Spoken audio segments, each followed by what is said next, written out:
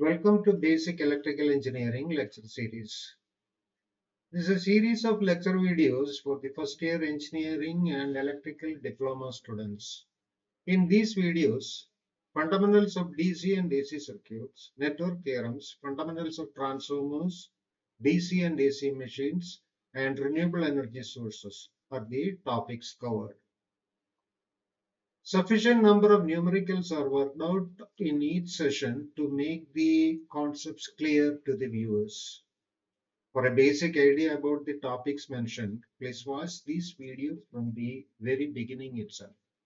If you find the videos useful, please subscribe for the channel, like the video and press the bell icon for notification. Please try to wear a headphone and watch the video for better sound clarity. Thank you all. And now let's start with today's session.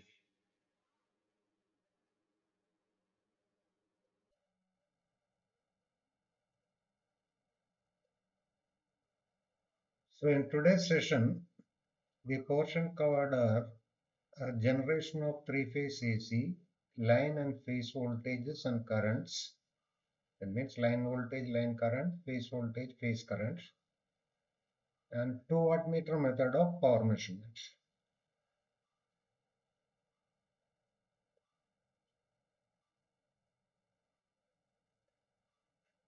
Now, for example, let's take the simplest possible alternator. So there are three coils, A dash, B dash, C dash. So how the conductors are arranged along the periphery: A, C dash, then B, then A dash, then C and B dash. That means along the periphery, these coils are arranged at an angle of 120 degrees. That is, this is the axis of coil A dash, this is B dash, this is C dash. So between these two coils, there is an angular difference of 120 degrees. Likewise, between B and C, there is an angular difference of 120 degrees. Same between C and D also 120 degrees. So these coils are arranged at an angle of 120 degrees each. Now assume a magnet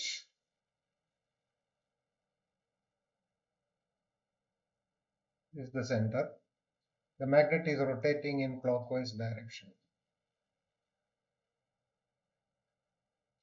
Now the position, at this position, the axis of the magnet is at an angle of 90 degrees from coil A dash. Now at this point, the induced EMF in coil A is 0. That is here. This is the voltage induced in coil A, shown in red color. This is the voltage induced in coil B. This is the voltage induced in coil C. Red, yellow and blue colors. Now when the magnet comes to the axis of A dash, now it is horizontal. Now when the magnet is in this vertical position, the voltage induced in coil A comes to a maximum, that is this point.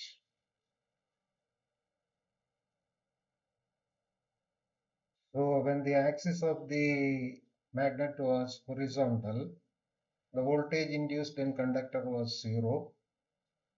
Now when it is vertical, the voltage induced in conductor comes to the maximum. That means at this point. Again, when the magnet comes to horizontal position, after another 90-degree rotation, the magnet will come in this position. At that time, the voltage induced in coil B will reduce to coil A will reduce to 0.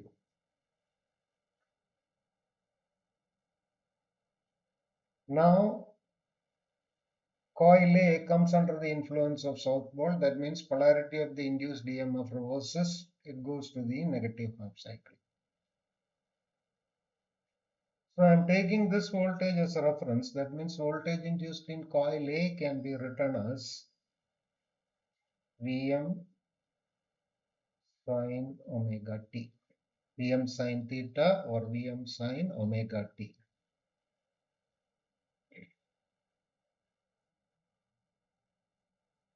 Now next, assume coil is in the horizontal position. At that time, voltage in coil A is the maximum. Assume the magnet is in this position. That means at an angle of 90° with respect to the axis of coil B. Then voltage induced in coil B is 0. That means this is the point. After 90° rotation, the magnet comes to, or magnet aligns with the axis of coil B dash. At that time, voltage in coil B comes to a maximum. Then when the magnet moves away by another 90°, that means another 90° of clockwise rotation, the voltage induced in coil B will be 0. Further, it goes to the negative cycle. So when the magnet comes here, now it is along the axis of coil B dash. When it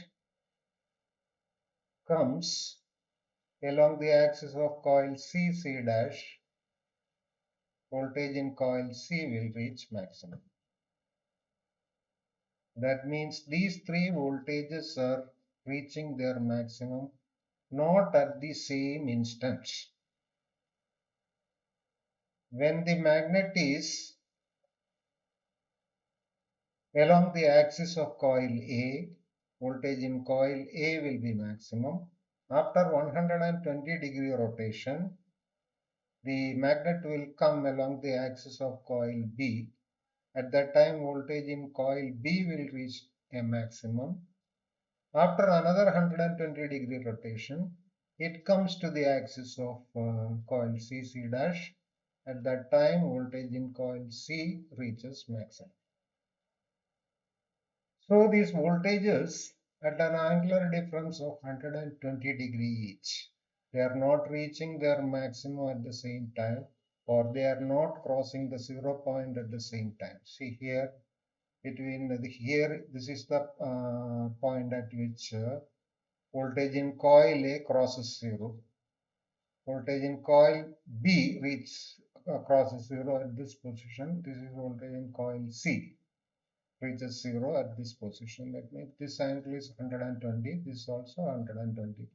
Likewise, maximum between these 2 points, the angular difference is 120. Between B and C, the angular difference between these two is also 120°. That means these voltages are at an angle of 120° each, phase difference of 120°. That means first A, then only B, then only C. That means the magnet is rotating in clockwise direction. First, the voltage in coil A reaches maximum, then voltage in coil B, and then voltage in coil C. That means voltage in coil B is lagging behind the voltage in coil A by 120. Likewise, voltage in coil C is lagging behind the voltage in B by 120 degrees and voltage in coil A by 240 degrees. So the equation for voltage in coil B can be written as Vm sin omega t minus 120 degrees. Likewise, voltage in coil C, Vm sin omega t minus 240 degrees. So Vm sin omega t, we are taking the voltage in coil A as the reference. Then voltage in coil is expressed as Vm sin omega t minus 120 degree, because this voltage Vb is lagging behind Va by 120 degrees. So voltage in coil C sin omega t minus 240 degree. So voltage in coil C is lagging behind the voltage in coil A by 240 degrees. So the RMS values of this voltage can be written as Vm by root 2. Let us take it as V angle 0. Vbn is Vm by root 2, that is V angle minus 120. Then Vc, V angle minus 240. These are the voltage induced in these coils A, B and C. So V is reference, so the phasor diagram can be written as this is VA, V angle 0. This is VB, V angle minus 120. This is VC, V angle minus 240. This angle is 240 degree. This angle is 120 degrees. Now these three are coils.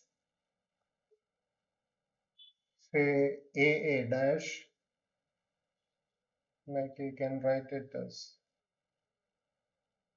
A, A dash. Identical coils are B, B dash and C, C dash. If we join A dash, B dash, C dash, or interconnect A dash, B dash, C dash, this is A, this is A dash, B, B dash and C, C dash. We interconnect these 3 points. This is called the neutral point. I can take out a connection from there. This is the neutral point. A, C, B, and this is the neutral point. So these are the voltages VA, VB, VC. These are the RMS values of voltages between A and neutral, B and neutral, C and neutral. VA, I mark it like this. VB from neutral to B, VC from neutral to C. This is VC. VC, this is VA, VB.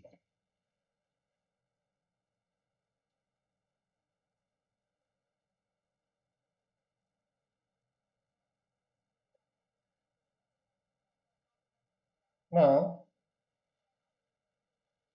what is the relation between phase and line voltages? Now the diagram is right down here. This kind of a connection is called a star connection.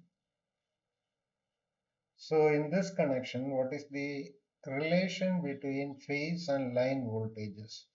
The voltages are VA, VB, VC, or we can write it as here, we wrote it as VAN, VN, CN, which indicates that it is the magnitude of it is the voltage from line to neutral.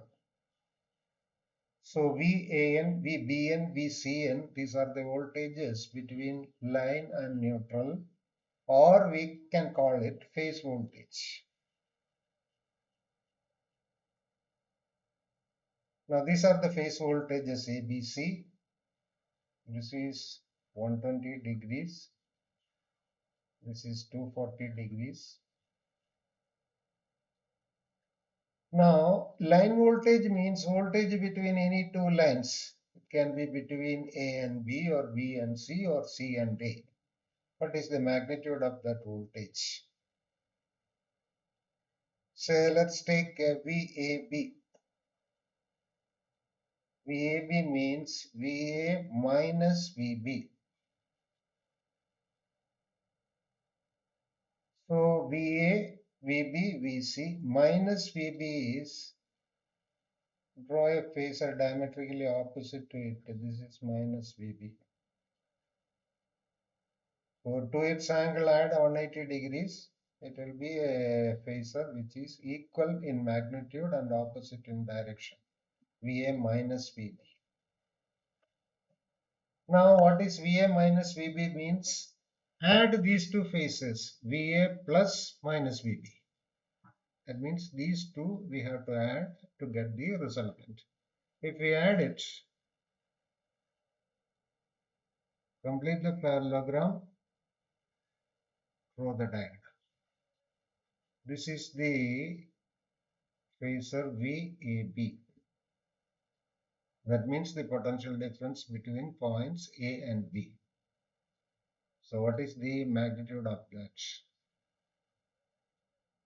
Now we can find out the magnitude of this phasor from the diagram itself.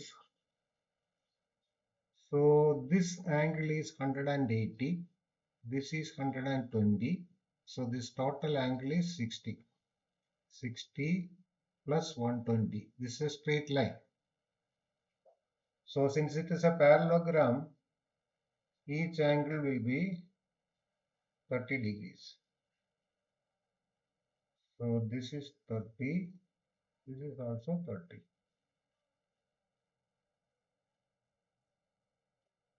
Now if we take the component of the phasor VA along this line and draw a perpendicular here, this angle is 90 degree. Then this length, I'll mark this point as O, this is A, this is B. OA is equal to VA into cos 30. So VA, I'll take it as V, only the one. VA, VB, VC all are equal. So VA, magnitude of VA is equal to magnitude of VB is equal to VC. Let's take it as V. So you can write OA is equal to V into cos 30. This length OA is equal to V into cos 30. AB, it is the same. OA is equal to AB. So OB is equal to 2 times V cos 30. That is cos 30 is root 3 by 2. So OB is equal to root 3V. That means VAB we can take it as line voltage VL, because it is the potential difference between the points A and B, VA minus VB. So that is the line voltage, that's called the line voltage, and its magnitude is root 3 times the phase voltage in a star connection.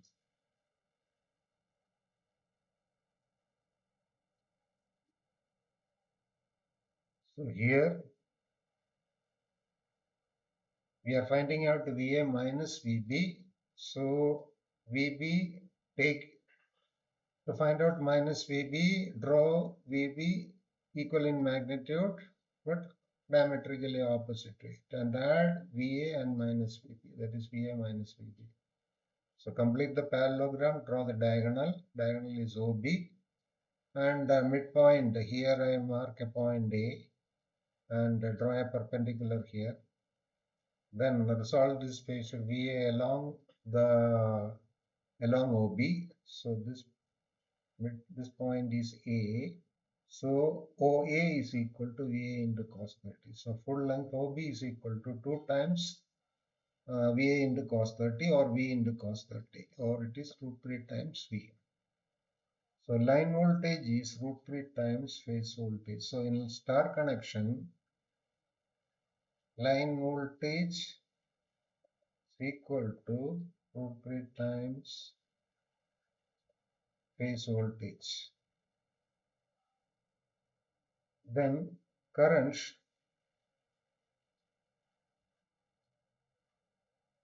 sorry, this is IC. IC, this is IA, this is IB. So IA, it's the current flowing in a line. It is the same as the current flowing through a coil or a phase. So line current is equal to phase current. So this is the current flowing in line C, same is the current flowing through the coil also. This is IA, same current IA is flowing through the coil. This also IB. IB is the line current. So current through the coil B is IB.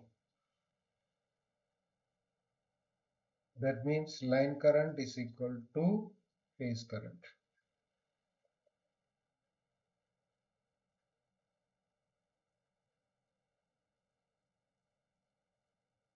So voltage current relations in a star connection is line voltage is equal to phase voltage. Line voltage is equal to root 3 times phase voltage and line current is equal to phase current. Then what about the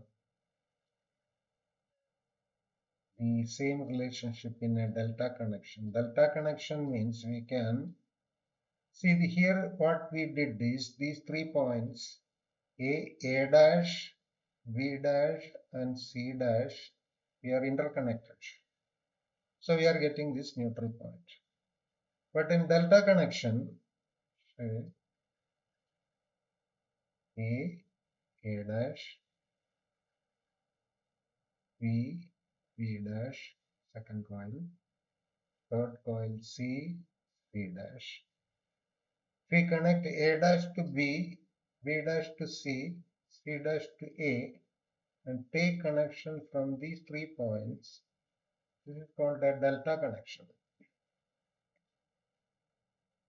Normally generators are connected in star only, but induction motor winding is connected in delta. There are delta connected loads. So in a delta connection, what is the relation between line and phase voltages, line and phase currents?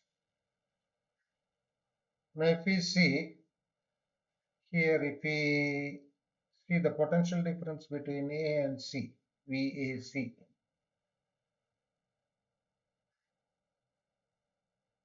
So this is VAC. It is the same as the voltage across coil CC dash.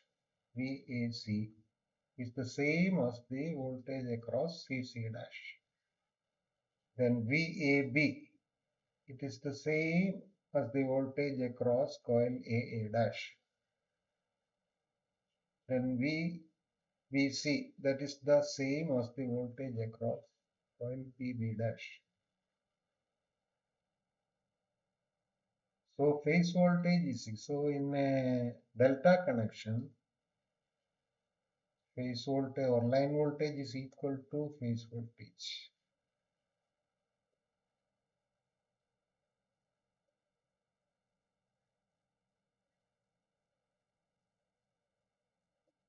Line voltage here between two lines, between A and C, whatever is the voltage, same is the voltage across CC dash.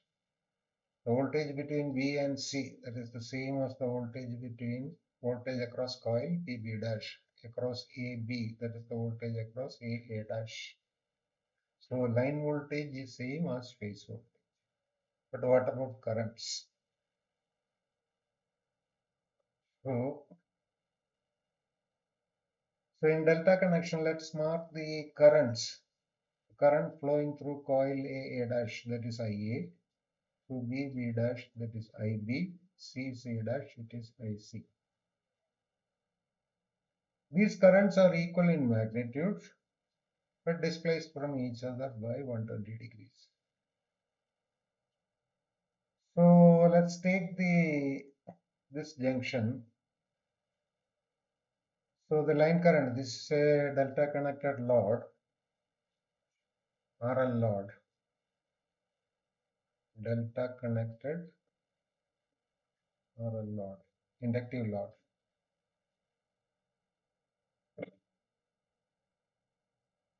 Now, if we take this junction, the incoming current is IA, and one more incoming current is there, that is IC. The outgoing current is IA. So incoming current, sum of incoming current IA plus IC is equal to IA. This IA, this line current plus IC is equal to IA. So IA can be written as IA minus IC. So from this phasor diagram, IA minus IC, so minus IC is equal and opposite to it. This is minus IC. Add it, throw the resultant. This is the phasor IA. And we can prove that it is root 3 times the phase current. How we did in the previous case, in a similar way, we can prove that this current is root 3 times, that is the line current is root 3 times the phase current. Here you draw a perpendicular. Then to solve this IA, find the component of IA along this, in this direction, the direction of IA, this capital IA. And 2 times this is equal to the total length. That is line current is equal to root 3 times phase current.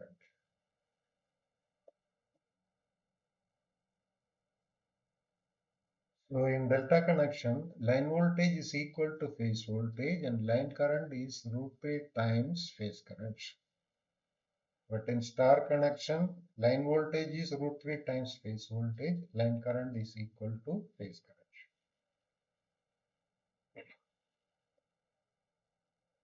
Now what are the advantages of three-phase system? So these are the advantages. That is, in a three-phase system or three-phase system requires less conductor material to transmit the same power compared to a single-phase system. That is, at the same voltage, to transmit the same amount of power, in a three-phase system, the current will be 1 by root 3 times. That means if we compare a single-phase and a three-phase system, to transfer the same amount of power at the same voltage, the current in three-phase system is 1 by root 3 times. So since the current is less, less conductor material only is required. That is one of the main advantages, because transmission lines are spread over thousands of kilometers. So reduction in conductor material, it is financially beneficial. Then single phase power is pulsating, whereas three phase power is almost constant. If you take a resistive load, this is the voltage waveform. We can take same identical is the current waveform, or similar way the current waveform can be drawn. This is V, this is I. Here at this point power is maximum. Whereas at this point, instantaneous value of voltage is 0, instantaneous value of current is also 0. So therefore, power is 0 at this point. At this point, it is maximum. So single phase power is pulsating in nature. But in a three-phase circuit, say when power in one phase reduces, power in other phases may be increasing. So average when we take, it is more or less constant. Then third one,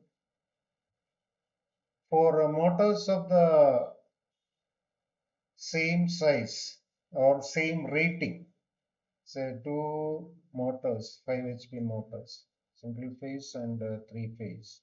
Single phase motor will be bigger in size.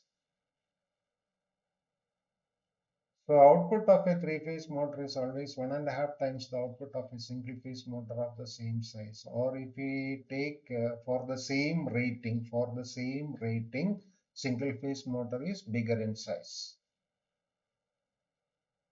Then three-phase induction motors are self-starting, while single-phase induction motors need a starting winding. That is another advantage of a three-phase system. See, most of the commercial motors are Industrial motors are three-phase induction motors only, so it's self-starting. Whereas in a single-phase induction motor, an additional winding is required just for starting purpose. Other than that, it is not used for anything. And is in running condition, that winding is not there in the circuit. It is cut off. So because of this additional winding, the size of the motor increases. So single phase induction motors are inherently not self-starting. It needs a starting or an auxiliary winding. That is, so three-phase induction motors do not need a starting one. It's inherently self-starting. Then the next advantage is three-phase rectified DC has a lower ripple factor, hence a reduction in equipment cost. Single-phase rectified to DC and three-phase rectified to DC. So in three-phase rectified to DC, the ripple factor is low, and because of that, equipment cost is comparatively less. These are the major advantages of three-phase system.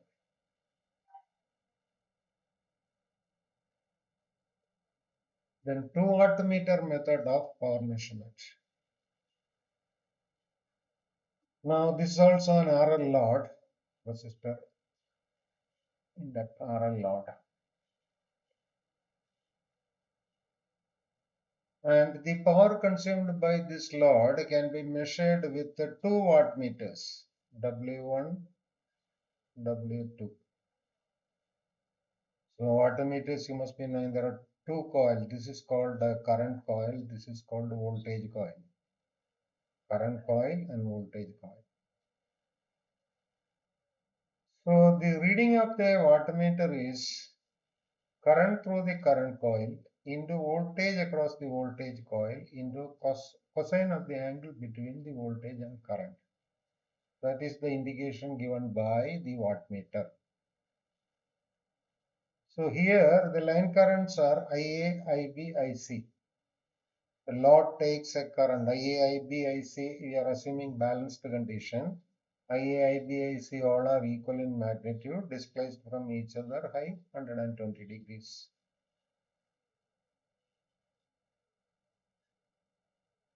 So reading of W1 is voltage across. So the reading of wattmeter reading is equal to wattmeter reading current through the current coil into voltage across the voltage coil into cosine of the angle between voltage and current. So if we take W1, what is the current through the current coil? It is IA. So W1 reading is equal to current through the current coil into voltage across the voltage coil. Voltage coil, it is the voltage is VAB.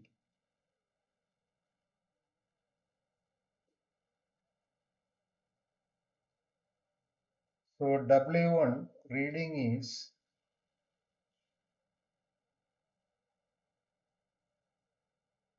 VAB into IA into cos angle between VAB and IA. VAB, magnitude of VAB into magnitude of IA into cos of the angle between VAB and IA. Now this reading can be obtained from phasor diagram only. Let the phase voltages are VA, VB, VC. Phase voltages means the voltage between VA is the voltage between A and neutral. VB is the voltage between B and neutral. VC is the voltage between C and neutral. Marking it here VAN, VB and VCN. This is an RL load, so the corresponding currents are lagging the voltages by an angle phi. Phi is the power factor angle. For B, I am not drawing the current here. Otherwise, the circuit, the phasor diagram will become too complex. So IA, that is the current through, this is IA, this is IB, this is IC. VAN or VA is the voltage between the point at this point and neutral. VB is the voltage between B and neutral. VC is the voltage between C and neutral. So this phasor diagram shows VA, VB, VC, the three phase voltages and the three phase currents. IA, IB, IC, all are lagging. IB can be drawn here. All the currents are lagging behind the respective voltages by an angle phi. So reading of W1 is VAB into IA into cos angle between VAB and IA. So first we have to find out VAB. This is VB, equal and opposite, minus VB. Complete the parallelogram or the diagonal. This is VAB. So W1 is equal to VAB into IA into this angle is 30 degrees. So this is a straight line 180 degrees. Between VB and VA this is 120. So the remaining 60 degree, because it is a parallelogram, this angle and this angle both are equal. So this angle is 30 degrees. So the wattmeter reading is voltage across the voltage coil, that is VAB, into current through the current coil, that is IA, into angle between VAB and IA. It is 30 plus phi. It is the angle between VAB and IA. It is 30 plus phi.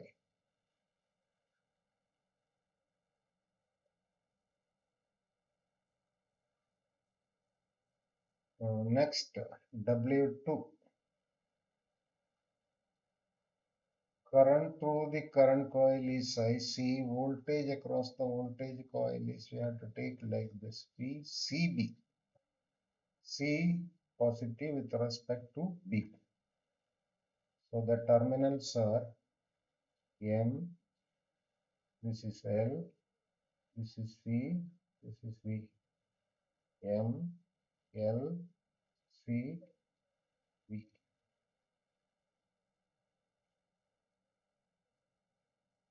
So VCB into IC into cosine of the angle between VCB and IC. VCB into IC into cos, we have to find out the angle. First we have to find out VCB. VC minus VB, that is VCB.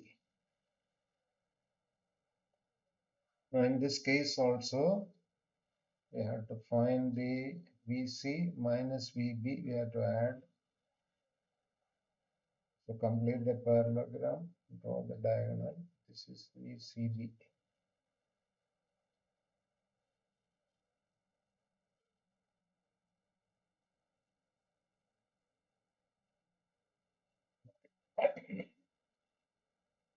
So what is the angle between VCB and IC? So this angle is 30. This angle is also 30 degree. This is the angle that we need, angle between IC and VCB. If the total angle is 30, this angle is phi, so this angle is 30 minus phi.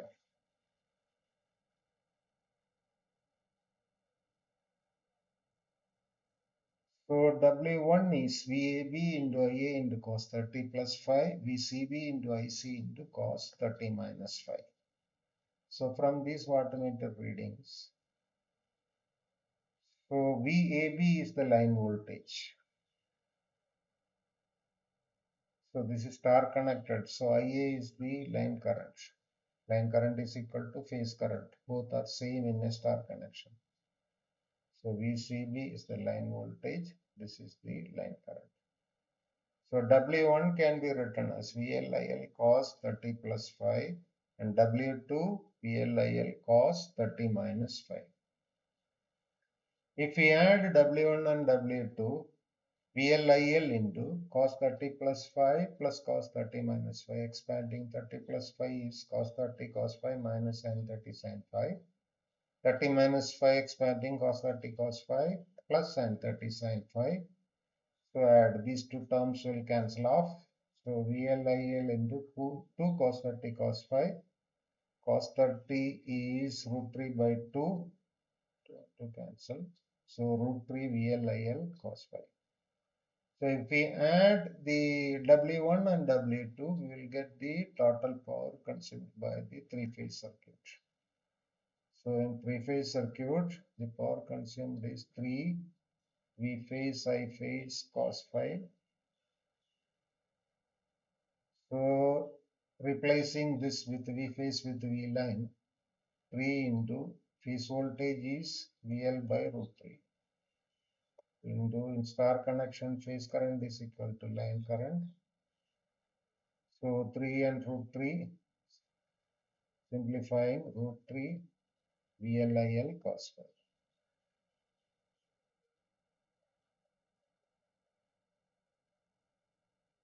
So if we add the wattmeter reading, we'll get the total power consumed by the three-phase circuit.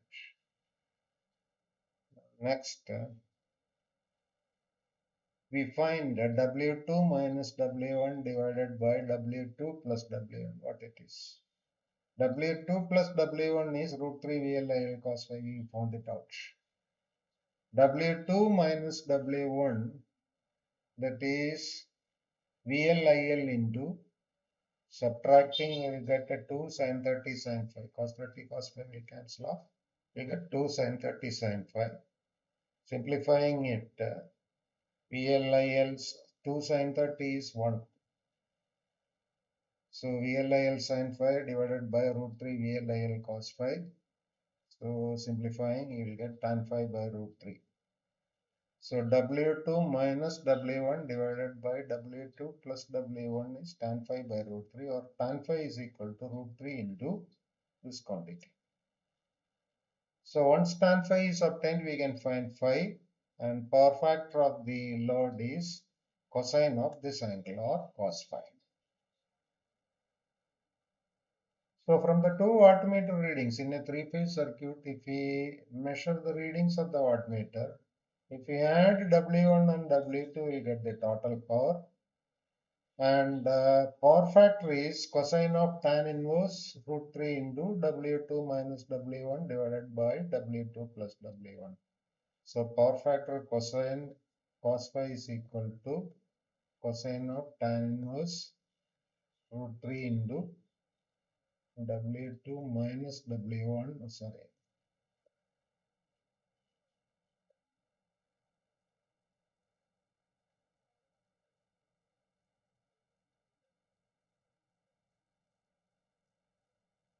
cos phi is equal to cosine of tan inverse root 3 into W2 minus W1 divided by W2 plus W1. This is the power factor. So from wattmeter readings, we can find out the total power consumed by the circuit as well as the power factor of the load. So that's all for today's session. Hope you enjoyed the session. So if you liked it, then please subscribe for the channel and press the bell icon for notification. Thank you for watching.